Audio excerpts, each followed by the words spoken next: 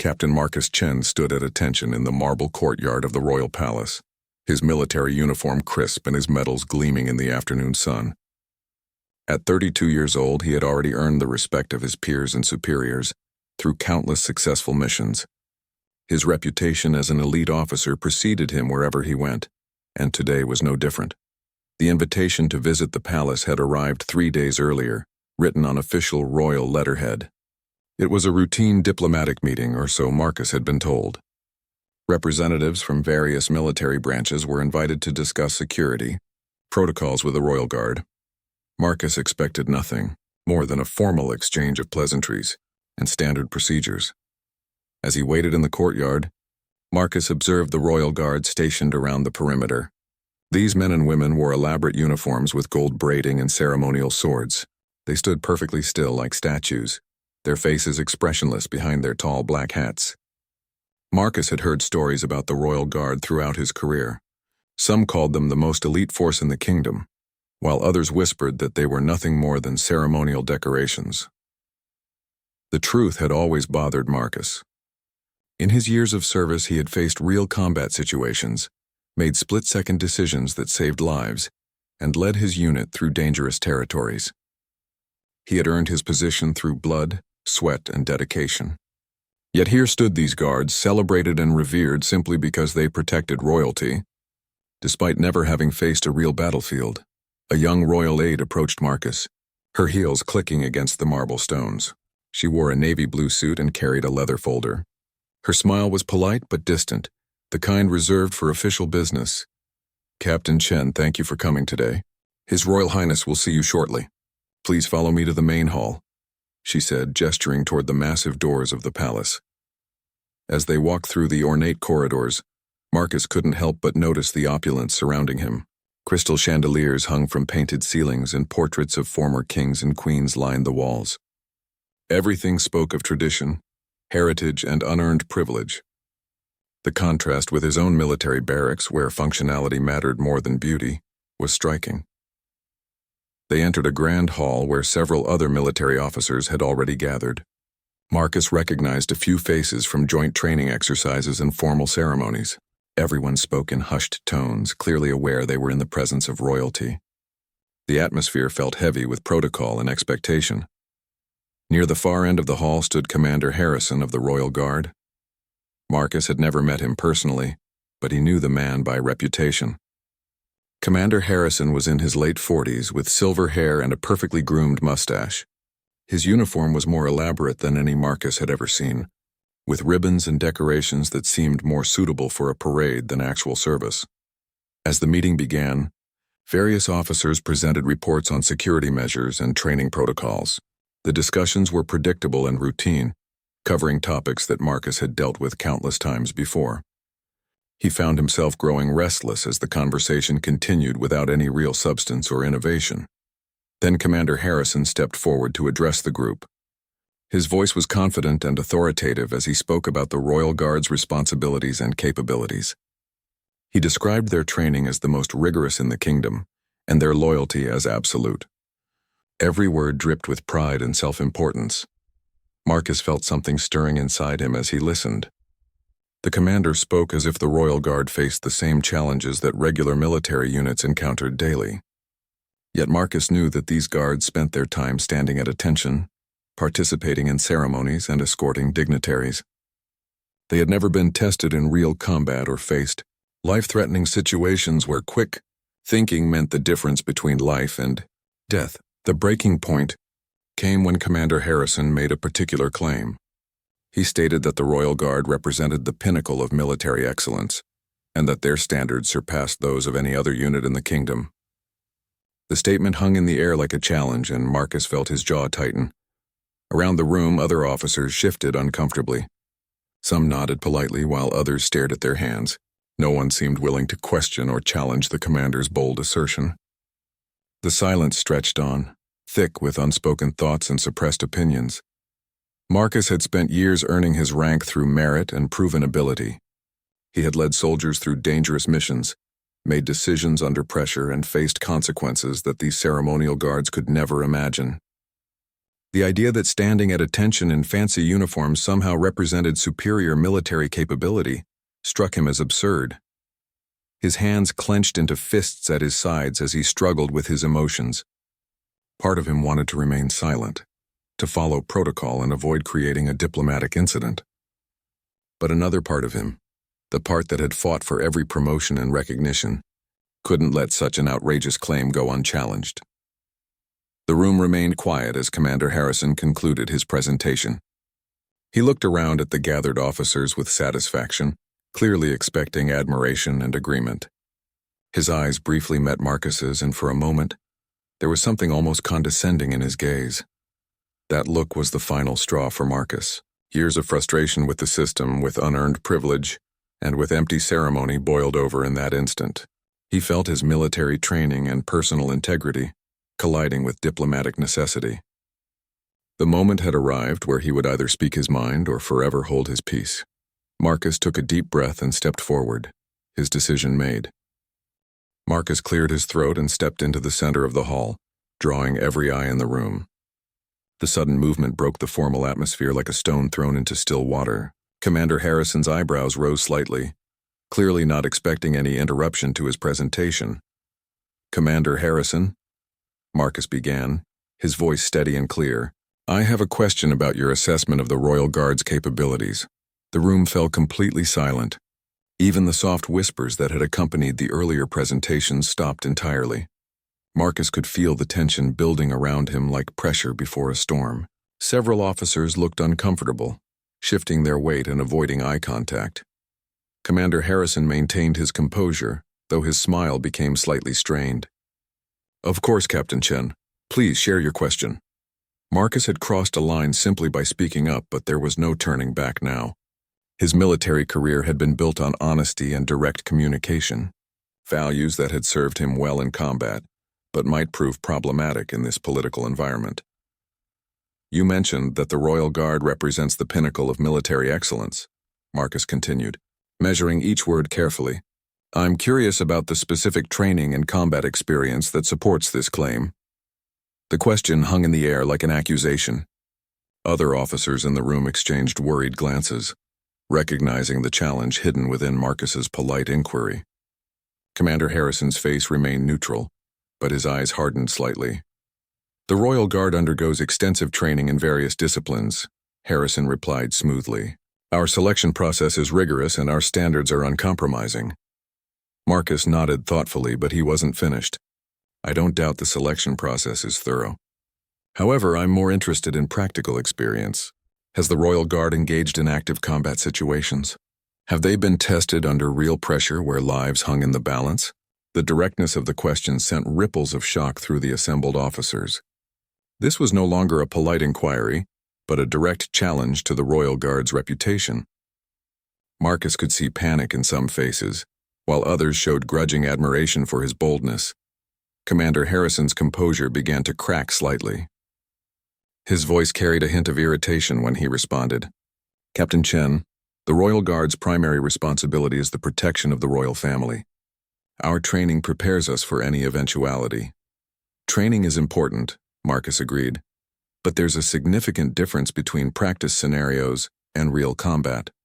In my experience, true military excellence comes from facing actual threats, making life or death decisions under pressure, and leading soldiers through genuine danger."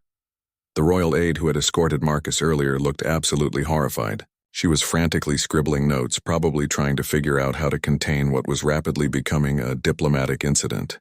Other palace staff members had begun gathering around the edges of the hall, drawn by the unusual tension in the room. Marcus continued, his confidence growing with each word. "I've led troops through hostile territory where a single mistake could cost lives. I've made decisions in seconds that affected the safety of entire units. I've seen soldiers demonstrate courage and skill under the most extreme circumstances. That's where real military excellence is proven." Commander Harrison's face was now visibly flushed. The challenge to his authority and the reputation of the Royal Guard was impossible to ignore. "Are you suggesting, Captain, that the Royal Guard lacks competence?" "I'm suggesting," Marcus replied evenly, "that protecting the royal family during peaceful ceremonies and state dinners, while important, doesn't necessarily translate to superior military capability. True excellence is proven in the field, not in parade formations. The statement hit the room like a thunderbolt. Several officers gasped audibly, while others stared in amazement at Marcus's audacity. The young aide looked like she might faint from the stress of witnessing such a breach of protocol.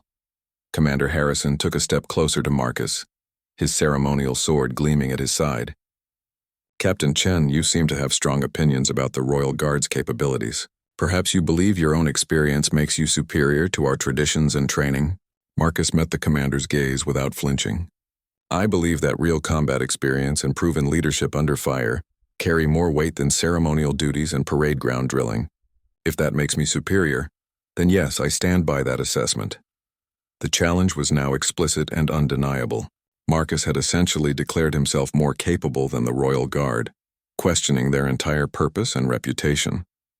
The room buzzed with whispered conversations as officers tried to process what they were witnessing.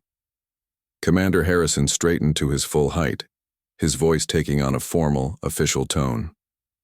Captain Chen, those are serious allegations. You're suggesting that the Royal Guard, an institution with centuries of tradition and honor, is somehow inferior to regular military units.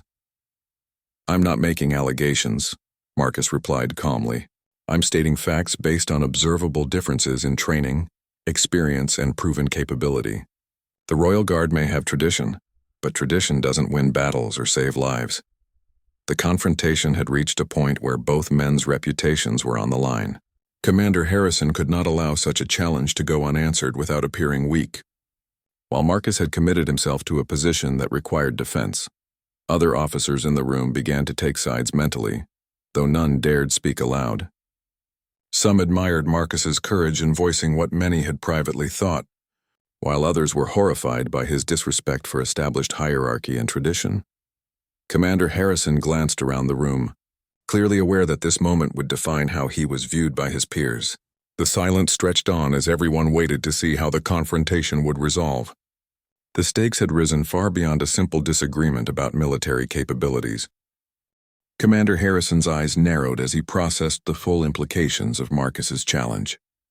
The tension in the Grand Hall had become almost unbearable, with everyone waiting to see how this unprecedented confrontation would unfold. The commander knew that his response would either restore his authority or damage it permanently. Captain Chen, Harrison said, his voice taking on a dangerous edge. Your words suggest that you believe you could outperform the Royal Guard in any military capacity. Is that your position? Marcus felt the weight of every gaze in the room upon him. He had already crossed several lines of protocol and military courtesy, but Harrison's question pushed him toward an even more precarious position. A smart officer would have found a way to backtrack, to soften his stance and avoid further escalation. But Marcus had never been one to back down from a challenge, especially when he believed he was right. His entire career had been built on the principle that competence should matter more than position or tradition. This moment felt like a test of everything he stood for. If you're asking whether I believe my combat experience and proven leadership capabilities would serve better in a real crisis than ceremonial training, then yes, that's exactly what I'm saying, Marcus replied without hesitation. The response sent shockwaves through the assembled officers. Several stepped backward instinctively as if trying to distance themselves from what was rapidly becoming a career-ending statement. The royal aide's pen had stopped moving entirely as she stared in disbelief at the unfolding scene. Commander Harrison's face went through several emotions in rapid succession. First surprise, then anger, and finally something that looked almost like satisfaction. Marcus realized that the commander had been hoping for exactly this kind of definitive statement. Very well, Captain, Harrison said, his voice now carrying an ominous calm.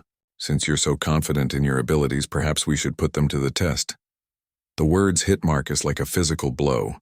He had expected anger, perhaps a formal complaint to his superiors, maybe even disciplinary action. But a direct challenge to prove his abilities was something he hadn't anticipated.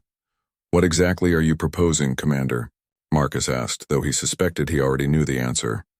Harrison smiled, but there was no warmth in the expression. A formal competition between you and selected members of the Royal Guard. Various tests of military skill, leadership, and capability. If you're as superior as you claim, you should have no difficulty demonstrating it. The proposal hung in the air like a gauntlet thrown down in medieval times. Marcus realized that Harrison had expertly maneuvered him into a position where refusing would make him look like a coward, while accepting could potentially end his military career if he failed.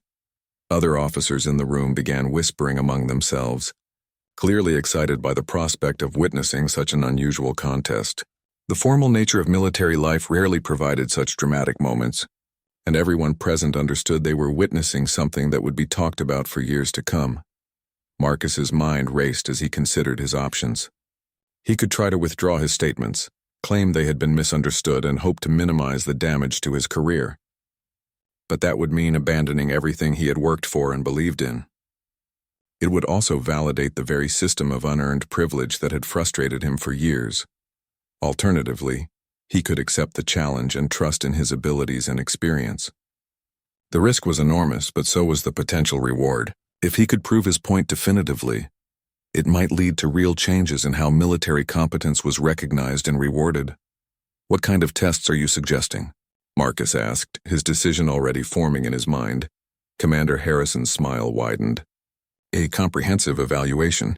Physical fitness, marksmanship, tactical planning, leadership under pressure, and combat simulation exercises. We'll invite neutral judges from other military branches to ensure fairness." The scope of the proposed competition was broader than Marcus had expected.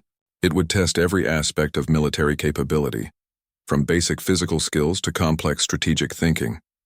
The comprehensive nature of the challenge actually worked in his favor, as it would prevent Harrison from focusing solely on areas where ceremonial training might provide an advantage.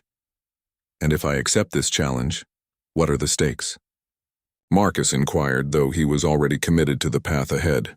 "If you win," Harrison replied, "I will publicly acknowledge that combat experience produces superior military capabilities compared to traditional Royal Guard training.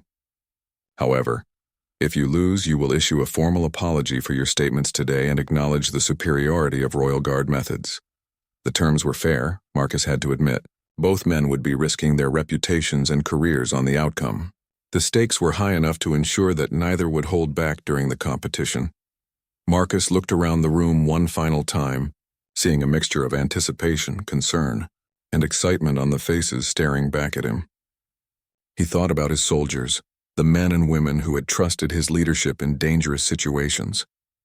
He thought about every mission where quick thinking and proven skills had made the difference between success and failure. Finally, he thought about the principle at stake. This wasn't just about personal pride or professional rivalry. This was about whether merit and proven ability would triumph over tradition and ceremonial position. "I accept your challenge, Commander Harrison," Marcus said, his voice carrying across the silent hall. The room erupted in surprised murmurs and excited conversations. The royal aide frantically resumed her note-taking, probably trying to figure out how to explain this unprecedented situation to her superiors. Several officers began discussing the logistics of such a competition, while others debated the likely outcome. Commander Harrison extended his hand toward Marcus, sealing their agreement. "Excellent. We'll arrange the competition for next week, giving both sides time to prepare. I look forward to demonstrating the true capabilities of the Royal Guard." Marcus shook the offered hand firmly. "And I look forward to proving that real military excellence comes from facing genuine challenges, not standing at attention during ceremonies." News of the unprecedented challenge between Captain Marcus Chen and Commander Harrison spread through military circles like wildfire. Within hours of the confrontation at the palace, officers throughout the kingdom were discussing the upcoming competition. Some viewed it as an exciting test of different military philosophies, while others saw it as a dangerous precedent that could undermine traditional hierarchies. Marcus returned to his base that evening to find his fellow officers waiting for him with a mixture of concern and curiosity. Word had already reached them through various channels, and they wanted to hear the full story directly from their colleague.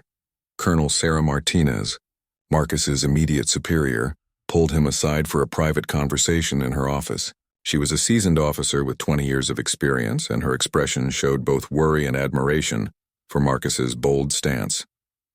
"Marcus, what were you thinking?" she asked, though her tone suggested she already understood his motivations. You've essentially challenged one of the most prestigious military units in the kingdom to prove themselves against you personally." Marcus sat across from her desk, still processing the magnitude of what he had committed himself to. "I was thinking that someone needed to call out the difference between real military capability and ceremonial tradition. The Royal Guard has been coasting on reputation and pageantry for too long." Colonel Martinez nodded slowly. "I don't disagree with your assessment, but you've put yourself in an incredibly difficult position. If you lose this competition, it won't just affect your career. It could impact how combat veterans are viewed throughout the military." The weight of responsibility settled on Marcus's shoulders as he realized the broader implications of his challenge. He wasn't just representing himself anymore.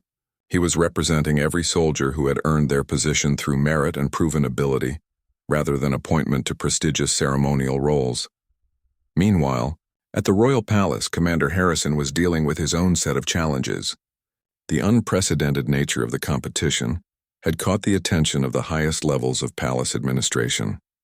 He found himself summoned to meet with Lord Chancellor Davies, the King's chief advisor on military affairs. Lord Chancellor Davies was a distinguished man in his 60s, with silver hair and intelligent eyes that seemed to see through any pretense. He had served in various capacities for over 30 years and understood the delicate balance between military effectiveness and royal tradition. "Commander Harrison," the Chancellor began, "I've been informed about today's rather dramatic events.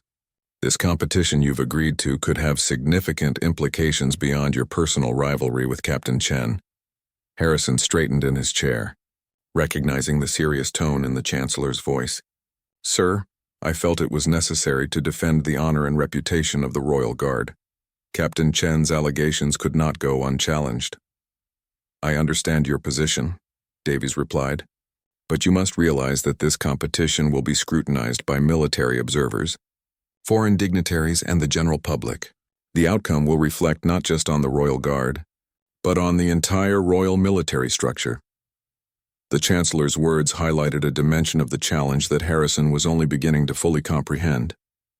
This wasn't just about proving individual superiority, it was about validating different approaches to military excellence in front of a national audience. Over the following days, both men threw themselves into preparation with an intensity that impressed their colleagues. Marcus focused on refining skills he had developed over years of active duty, while also studying the specific challenges that ceremonial military units might pose. He spent hours on the shooting range, perfecting his marksmanship under various conditions. He reviewed tactical scenarios with his unit, discussing leadership strategies and decision-making processes. Most importantly, he analyzed his own experiences to identify the key elements that had made him successful in real combat situations. Commander Harrison approached his preparation differently. He assembled a team of the Royal Guard's most capable officers and began intensive training sessions that went far beyond their usual ceremonial duties. For the first time in years, the Royal Guard engaged in combat simulations, tactical exercises, and physical challenges that tested their abilities in ways their routine duties never had. The irony was not lost on either man. Marcus was preparing to prove that his combat experience made him superior, while Harrison was desperately trying to give his guards the kind of practical training that Marcus had been advocating for all along. News of the competition began attracting attention from unexpected quarters. Military academies announced they would send observers to study the different training methodologies. Foreign military attachés expressed interest in witnessing the contest. Even civilian newspapers began covering the story as a fascinating glimpse into military culture and tradition. The palace administration realized they had a public relations situation on their hands. What had begun as a personal dispute between two officers had evolved into a national event that would be watched and analyzed by thousands of people. The pressure on both participants increased dramatically as the stakes continued to rise. Marcus found himself dealing with media requests, interview requests, and curious visitors from other military branches. His simple challenge to ceremonial authority had somehow transformed into a symbol of merit-based advancement versus traditional hierarchy. Commander Harrison faced similar pressures from the opposite perspective. He was now representing not just the Royal Guard, but centuries of military tradition and the concept that some roles required different types of excellence than battlefield experience could provide. As the week progressed, both men realized that their personal rivalry had become something much larger. They were no longer just competing against each other. They were representing two different philosophies about military service and what constituted true leadership. The competition had taken on a life of its own, and neither Marcus nor Harrison could control where it might lead. All they could do was prepare to the best of their abilities and hope that when the moment came to prove themselves, their chosen approaches to military excellence would be vindicated. The kingdom watched and waited as two proud warriors prepared for a contest that would determine far more than individual bragging rights. The day of the competition dawned clear and bright, with an unusual buzz of activity at the Royal Military Training Grounds. The palace had decided to hold the event at this neutral location, away from both Marcus's base and the Royal Guard facilities, to ensure fairness and accommodate the growing number of spectators. By early morning, observers from various military branches, government officials, and even some carefully selected members of the press had gathered around the training grounds. The competition had grown far beyond what either Marcus or Commander Harrison had originally envisioned, becoming a public spectacle that would be discussed and analyzed for months to come. Marcus arrived at the grounds dressed in his standard military fatigues, carrying only his personal equipment and the confidence built through years of real-world experience. He looked calm and focused, though those who knew him well could detect the slight tension in his posture that always preceded important missions. Commander Harrison appeared shortly afterward, accompanied by two royal guards who would serve as alternates if needed. His ceremonial uniform had been replaced with practical military gear, though it was noticeably newer and less worn than Marcus's battle-tested equipment.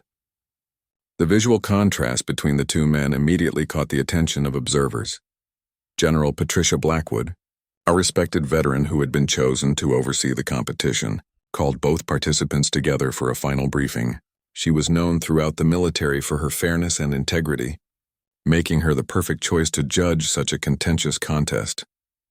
"Gentlemen," General Blackwood began, "this competition will consist of 5 distinct challenges designed to test different aspects of military capability: physical fitness, marksmanship, tactical planning, leadership under pressure, and combat simulation. Each challenge will be scored independently, and the participant with the highest overall score will be declared the winner." The first challenge was physical fitness, beginning with a timed obstacle course that tested strength, agility, and endurance. Marcus approached the course with the easy confidence of someone who had maintained peak physical condition throughout his career.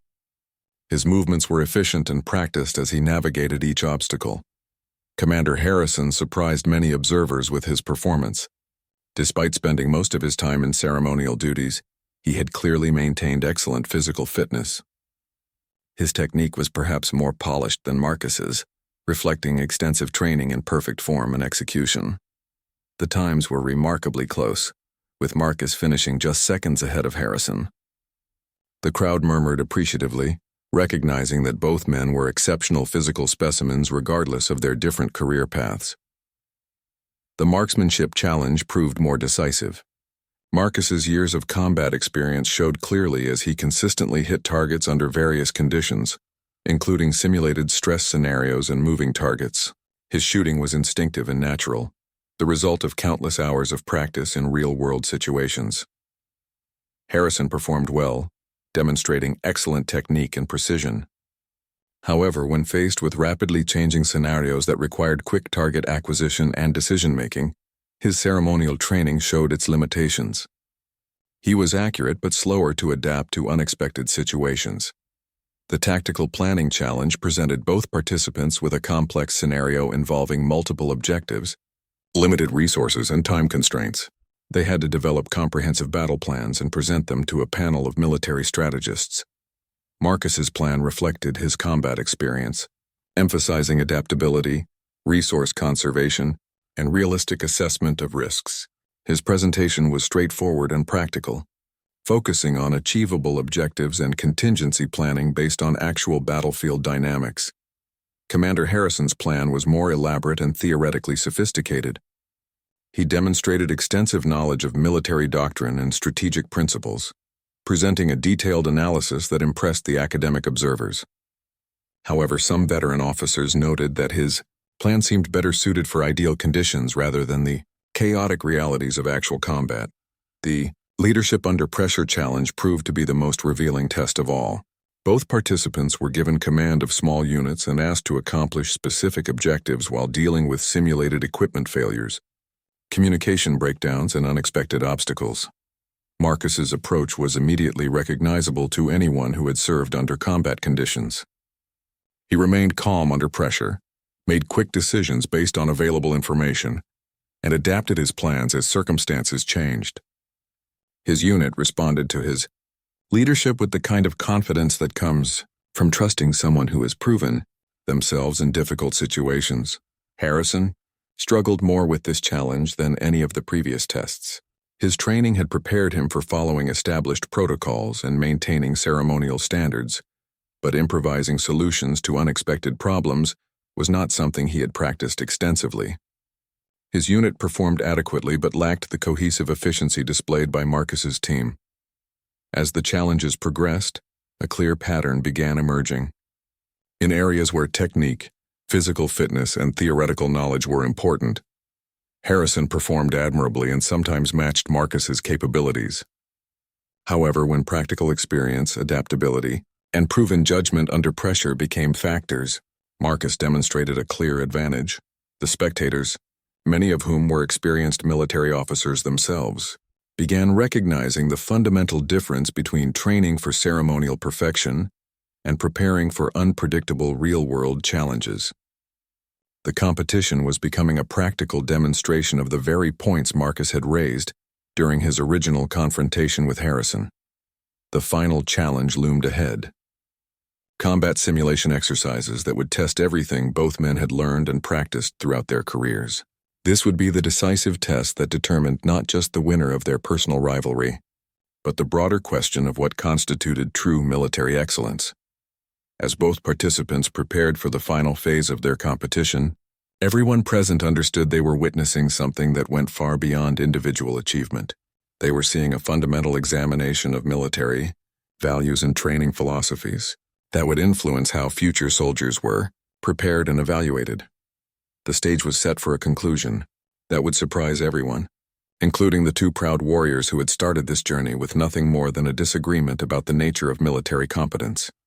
The combat simulation arena had been configured to replicate a complex urban warfare scenario, complete with multiple buildings, civilians to protect, and hostile forces using guerrilla tactics. Both Marcus and Commander Harrison would face the same scenario separately, with their performances evaluated by a team of combat veterans and strategic analysts. Marcus entered the simulation first, studying the terrain and initial intelligence reports with the practiced eye of someone who had faced similar situations in reality.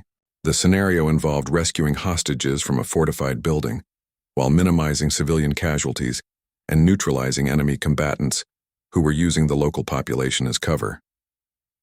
As the simulation began, Marcus demonstrated the kind of tactical thinking that had made him successful in actual combat zones. He moved methodically through the environment, gathering intelligence from simulated civilians, identifying enemy positions, and coordinating with his assigned unit to establish secure perimeters around potential escape routes. When his team encountered unexpected resistance, Marcus adapted his approach without hesitation. He recognized that the enemy was trying to draw his forces into a trap, and redirected his unit to exploit a weakness he had identified in their defensive positions. His decision-making was quick but careful, balancing the need for aggressive action with the requirement to protect innocent lives. The hostage rescue itself showcased Marcus's understanding of real-world complexity. Instead of attempting a dramatic frontal assault, he created multiple diversions that confused the enemy while a smaller team secured the hostages through a route that minimized exposure to both his soldiers and the civilians they were protecting.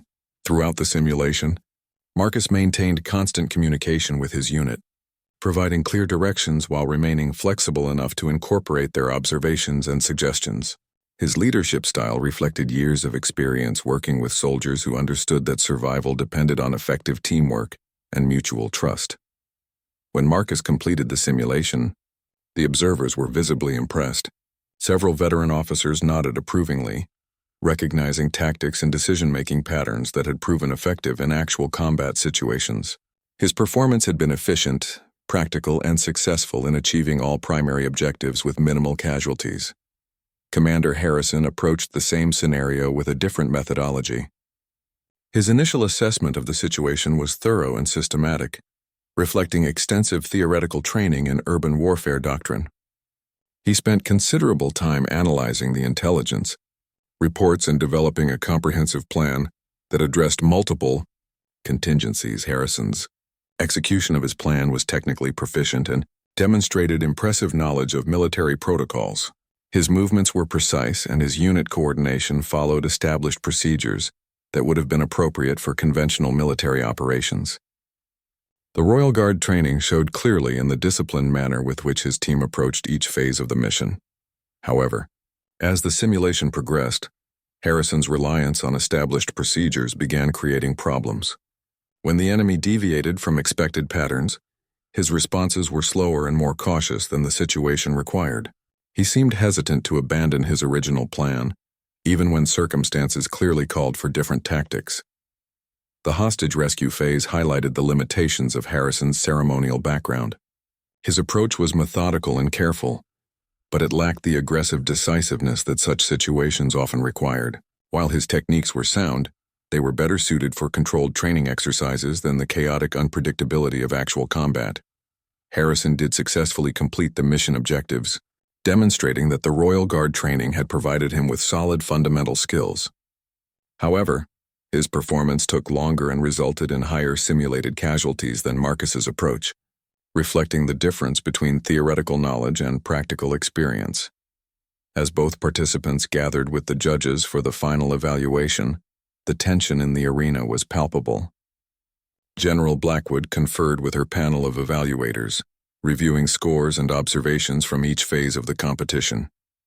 The crowd of observers waited silently, understanding that they were about to witness the resolution of a debate that had implications far beyond the two men involved. General Blackwood stepped forward to address the participants and spectators. Her expression was serious as she prepared to announce results that would be discussed and analyzed throughout military circles for years to come. After careful evaluation of all 5 challenges, she began, "The judges have reached a unanimous decision. Captain Marcus Chen demonstrated superior performance in tactical planning, leadership under pressure, and combat simulation exercises. Commander Harrison showed excellent results in physical fitness and marksmanship, with commendable performance in all other areas." The announcement confirmed what many observers had already concluded, based on their own observations. Marcus's combat experience had given him advantages that ceremonial training, however rigorous, could not replicate. The competition had provided clear evidence supporting his original arguments about the nature of military excellence. However, General Blackwood was not finished with her remarks. She had observed something during the competition that went beyond simple victory or defeat, something that would surprise everyone present and change how they understood the lessons being demonstrated. "While Captain Chen is the clear winner of this competition," she continued, "I believe there are important lessons here for all of us about different types of military service and the value they provide to our kingdom's defense." Her words suggested that the story was not over, that the palace's response to this unprecedented challenge would reveal perspectives that neither Marcus nor Harrison had anticipated. The real surprise was yet to come, and it would leave everyone present reconsidering their assumptions about military tradition, combat effectiveness, and the complex relationship between ceremonial duty and practical capability. The competition was complete, but its most significant consequences were only beginning to unfold. As General Blackwood prepared to continue her remarks, a commotion near the entrance to the training grounds caught everyone's attention. A convoy of royal vehicles had arrived, and palace guards were quickly forming ceremonial lines. The unexpected arrival sent whispers through the crowd as everyone tried to understand what was happening. From the lead vehicle emerged King Edward himself, accompanied by his senior military advisors and Lord Chancellor Davies. The king's presence transformed the entire atmosphere of the gathering, as everyone present immediately understood that this competition had attracted attention from the very highest levels of the kingdom's leadership. Marcus felt his heart racing as he realized the implications of the king's arrival. What had begun as a personal challenge between two officers had somehow escalated to the point where it warranted royal attention. He exchanged a quick glance with Commander Harrison, who looked equally surprised and concerned about this unexpected development. King Edward was a man in his late 50s, with an authoritative presence that commanded respect without effort. He had served in the military himself during his younger years before ascending to the throne, and was known to take a personal interest in military affairs. His expression was thoughtful rather than stern as he surveyed the assembled crowd. General Blackwood immediately stepped forward and saluted. "Your Majesty, we were not expecting your presence at today's competition." The king returned her salute with a slight nod. "General Blackwood, I apologize for the unannounced visit. However, when Lord Chancellor Davies informed me about this unprecedented challenge between Captain Chen and Commander Harrison, I felt it was important to witness the conclusion personally." The king's words carried weight that everyone present understood. This competition had clearly become more significant than anyone had anticipated, drawing royal attention that could affect careers, policies, and military traditions throughout the kingdom. King Edward approached both Marcus and Harrison, who stood at attention despite their exhaustion from the day's challenges. The king studied both men carefully, his experienced eyes taking in their equipment, their bearing, and their obvious dedication to their respective approaches to military service. "Gentlemen," the king began, his voice carrying clearly across the silent training grounds, "I have been briefed on the circumstances that led to this competition. Captain Chen, you challenged the effectiveness of ceremonial military service compared to combat experience. Commander Harrison, you defended the traditions and capabilities of the Royal Guard. Is this an accurate summary?" Both men nodded, though Marcus felt increasingly uncertain about where this royal intervention might lead. He had won the competition fairly, but the king's presence suggested that political considerations might override the clear results of their contest. "Your Majesty," Marcus said carefully, "I simply believed that military excellence should be measured by proven capability rather than ceremonial tradition. The competition has demonstrated the validity of that position." King Edward smiled slightly, but his expression remained unreadable. "Indeed, Captain Chen, you have proven your superior combat capabilities today. Your performance was impressive and clearly demonstrated the value of real-world experience. However, I suspect there are aspects of this situation that neither you nor Commander Harrison have fully considered." The king gestured toward Lord Chancellor Davies, who stepped forward with a thick folder of documents.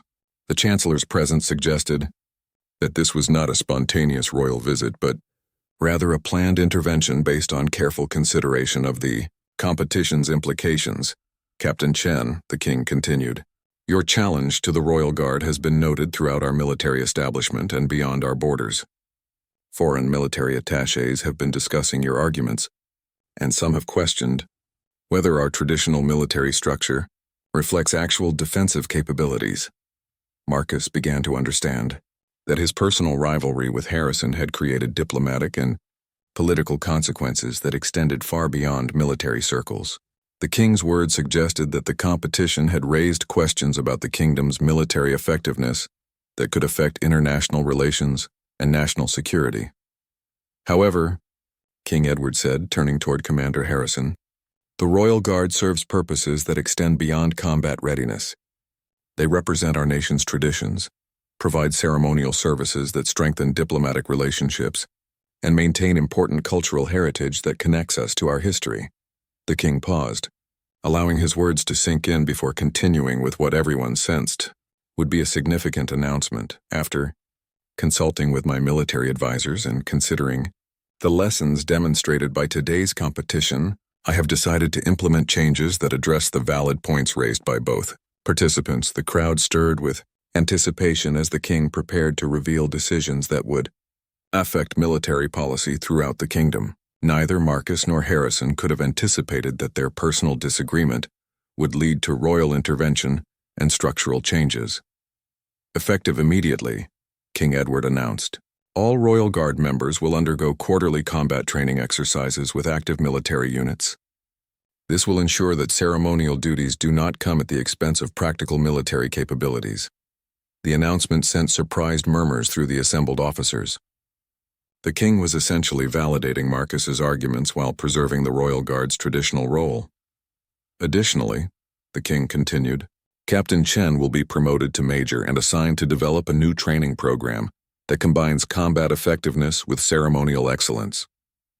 Commander Harrison will work closely with him to ensure that tradition and capability support each other, rather than compete. The unexpected resolution left both men stunned. Instead of victory or defeat, they were being asked to collaborate in creating something new that honored both their perspectives. Finally, King Edward concluded, this competition has reminded us that different types of military service serve different, but equally important purposes. Excellence comes in many forms, and our kingdom is stronger when we recognize and utilize all of them effectively. As the royal convoy prepared to depart, both Marcus and Harrison realized that their confrontation had led to something neither had anticipated. They had challenged each other to prove their superiority, but the palace's response had shown them a path toward mutual respect and collaborative improvement. The competition was over, but its real impact was just beginning.